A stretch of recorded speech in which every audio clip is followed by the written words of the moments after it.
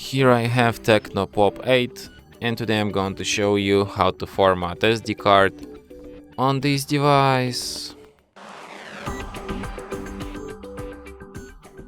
So firstly you should open settings, then you should go to storage section, and here you can switch to portable. It's basically SD card.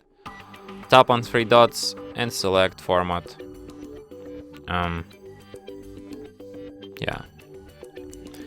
Then tap erase and format, and after a few seconds SD card will be fully formatted and ready to be used anew.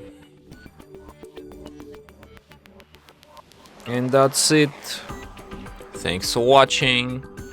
If you find this tutorial useful, don't forget to hit that like button and subscribe to our channel.